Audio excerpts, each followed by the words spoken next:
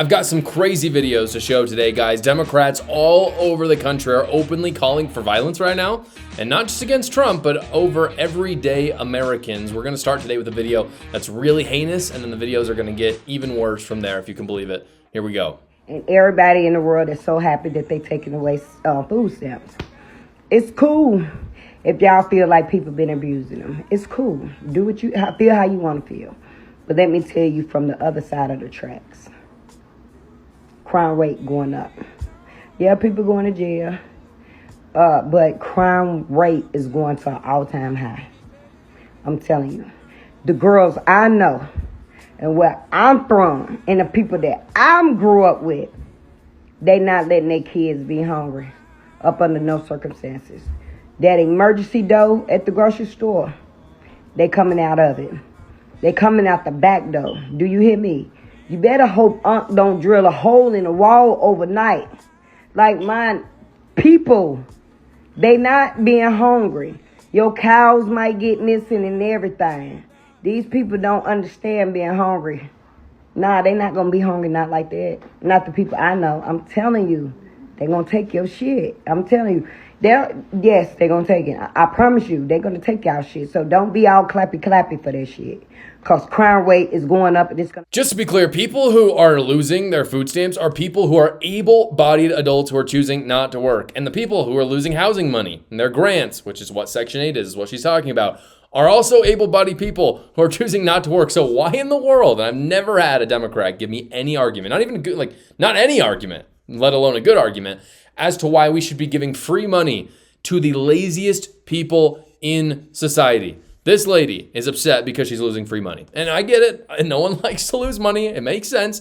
But the part that's crazy is she then turns around and says that she is going to go rob people because of it. And that is insanity. That's crazy. And here's the big irony of this. Democrats will focus on, oh, she's losing welfare. That's horrible. But what they don't talk about is that she is talking about her black community in this video. She's talking about how they're going to be suffering. But oftentimes, almost every time, when people steal things, they steal things from the people down the street. They do it from people in the community. So she is hurting her own community by doing this, which shows how deeply evil this line of thinking is. It happened during BLM. You had people in Minneapolis burning down black-owned businesses because of George Floyd. Horrible. Even if George Floyd had been unalived in the way that they had talked about, which of course he wasn't, why would that give you the right to go take a business from a black family? It's horrible. It's horrible. And that's the line of thinking that she has. Even if she steals from a large supermarket, by the way, we're seeing in California, this is a good example right now, is that supermarkets are just altogether leaving certain places because they can't afford to do it, because they keep getting shoplifted. And so what that does is it makes it so groceries are less available and it takes away jobs. So even if it's a big company, it's not helping your community to go rob people. And that's outside of the morality of it in the first place. So basically this lady is the definition of a leech. I really hope they catch her when she goes and robs the store. I hope someone's waiting for her. And I hope they lock her up for a really long time, because these people are the worst people in society. She's tribal, third world. This is animal behavior. Somehow though, this week, just this week, it gets worse than this girl. We've got Democrats full on calling for violence. Here's a popular TikToker saying the quiet part out loud of the Democrat agenda. Violence is the answer. Stop telling us it's not. It's the only way that these types of regimes have ever been overthrown. It's never been through peaceful protest or contacting your congressperson or your senator. It's violence. It's always violence. So prepare yourself.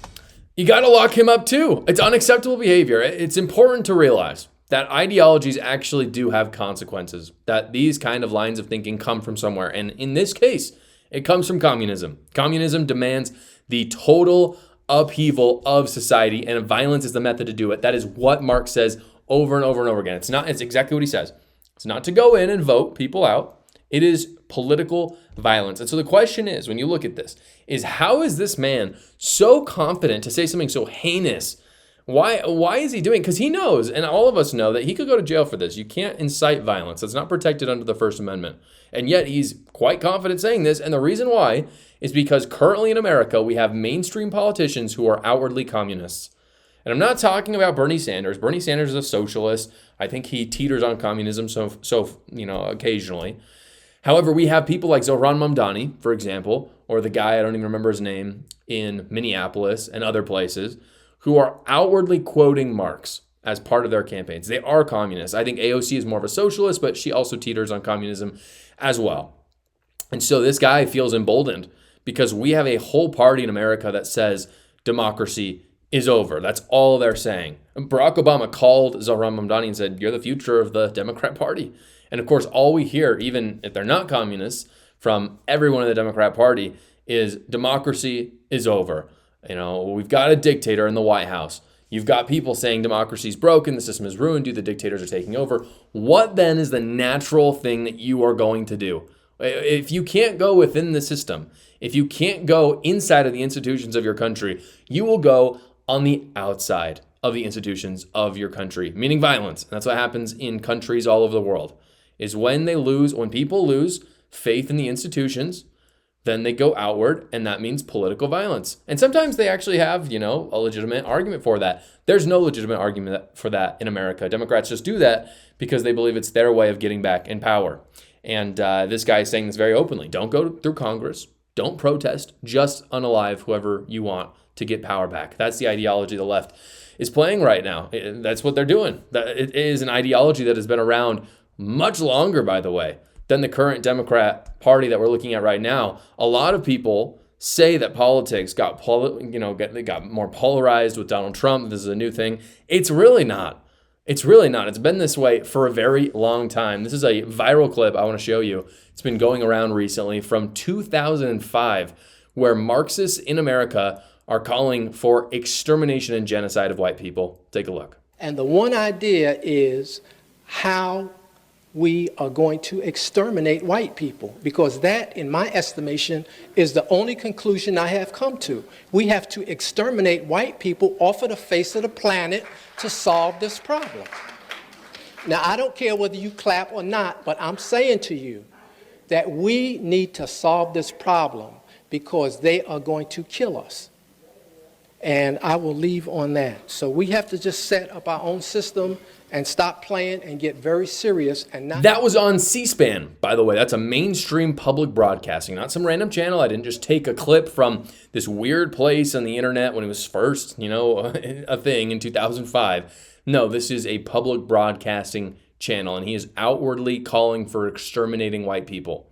And by the way, there's a lot of people on the left that believe this today. You'll find it all over X, all over TikTok, Instagram, and then, of course, whisperings and echoes of it in the Democrat leadership. Here's the good news, though. The Democrats will try to tell you that since 2005, it's gotten much, much worse. You might think, oh, black on white crime has gotten worse because of what this guy is saying. Or the media will say white on black crime has gotten worse. It is not. It is not. The data does not show that either of those have gone up at all. If you look, the race on another race crime is a very small part of the crime today, like tiny. Just like the woman in the first video. Most crime is your race on your race. That girl in the first video talking about how she's going to go rob someone, she's probably going to end up robbing a black business owner or a store that has predominantly black employees. That's what's happening today. The largest is, of course, black on black crime. There's still a lot of white on white crime as well. But the media, again, wants you to believe this is a black on white crime issue. That is the polarization in America. It is not true. And frankly, the alt-right, it's not just the left, the alt-right want you to believe that too. They'll make you believe that the reason why white people have problems is because there's a ton of black on white crime. The data does not show that. It is not statistically true at all. It has practically nothing to do with race, unless, of course, you look independently at the black community and how they affect themselves, and then we have some big, major problems. But it's not between races. So the question, why do I show these videos? Because most of these are just from this week. The reason why is because I'm sick of Democrats saying Republicans are the violent party. It is simply not true. You will not find Republicans making videos like this. As of late, under President Trump, Republicans have seen a big improvement, I believe, in actually working with voters, reaching out to them, the working class, adopting policy change within the institutions that we have. I think, this whole talk of gerrymandering, that's within the institutions. You can be angry about it all you want. But at the end of the day, it's not political violence like Democrats are saying. And the reason why they're doing it is because they're losing power now. So all they can do is turn to violence. The progressive left is a cult. They act like a cult. They do things like a cult. I talk all about it in my book, A New Cult. Go check it out right now. It's only $9.99 on Amazon. I'm certain you'll enjoy it. The link is in the description below. Thank you so much for watching this episode, everybody. Please like the video so other great patriots like yourselves will see it, and you can tune in every single weekday at 6 p.m. Eastern for the live show, or you can watch another video right here.